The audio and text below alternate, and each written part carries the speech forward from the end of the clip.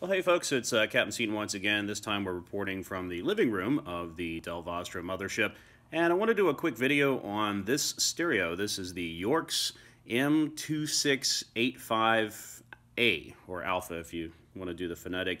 A little backstory, my first model of this stereo actually I purchased back when I was 8 or 9 years old.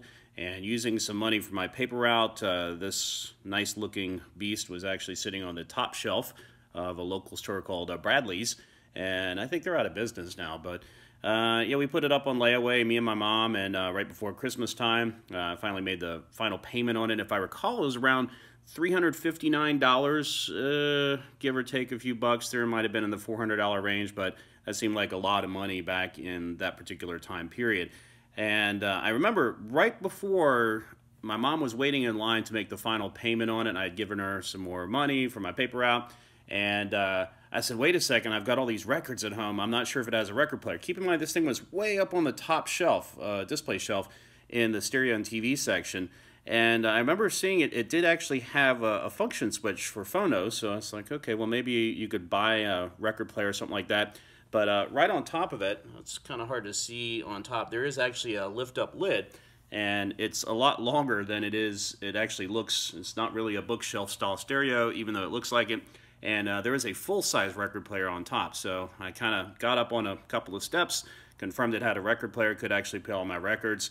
And here's what really sold this model. Let me just go ahead and turn on the power and show you. This is where the magic happens here.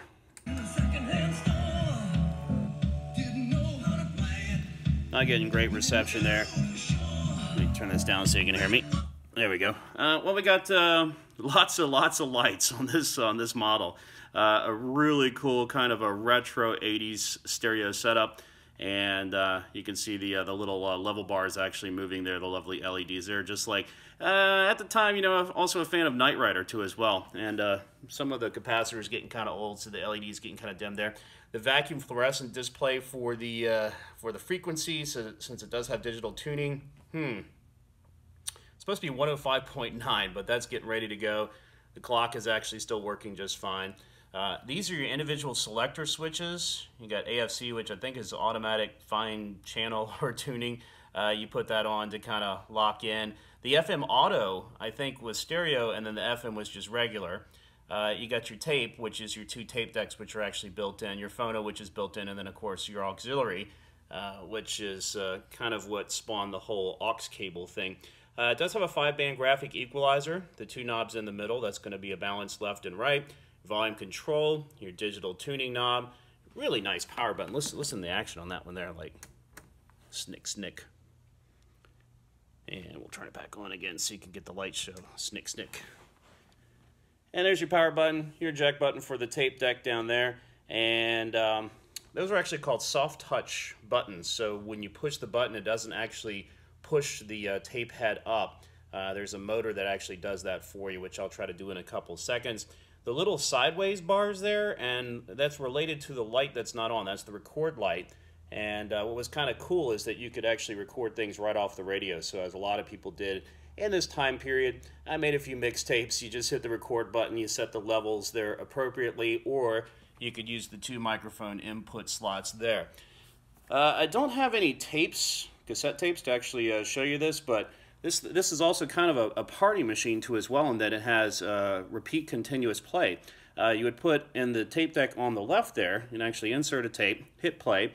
When it hit the end of that first side of the tape, it would actually stop, and then the second tape deck would actually kick in if you had a tape loaded in there at the time. And since the second tape deck is an auto reverse deck, it would actually flip over to the other side, or just change direction and play the other way, and that would keep doing auto reverse for the rest of the night. So you'd put in the first tape to kind of start the party, and then your party mix would go on the second one, and it would just keep going all night, and nobody would actually have to change anything.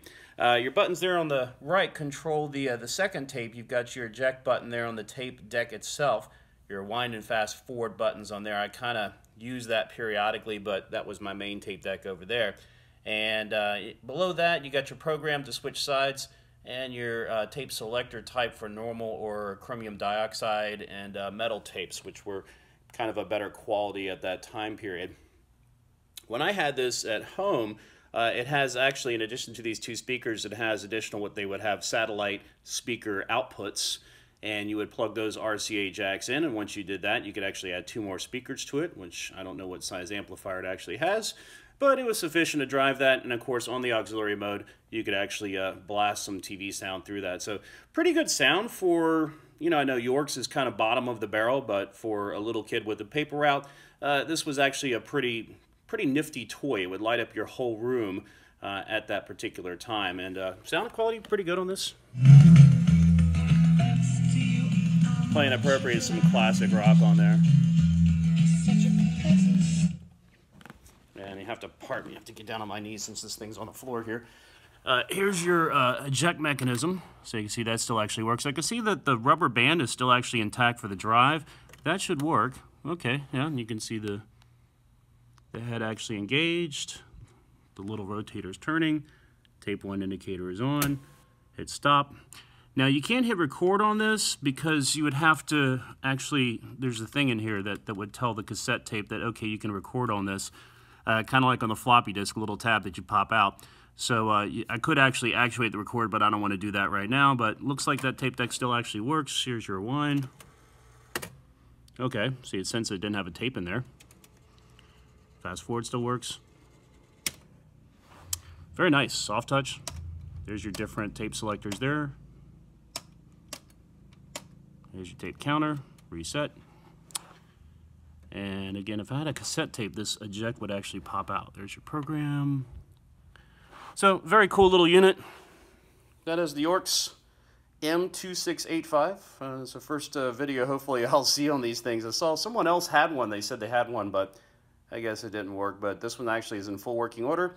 Stays out here in the living room. Basically, it's not really meant to play music, but if I wanted to play music, I could. It's more like just kind of like a little showpiece of my youth. A little bit of a stroll down amnesia lane. So I hope you enjoyed this little Yorx intro and review. Hope you enjoyed the little light show. If you have any comments about it, feel free to ask them in the comments below. Like and subscribe, and I'll try to get back to those as quickly as possible. Thanks again. Have a great evening.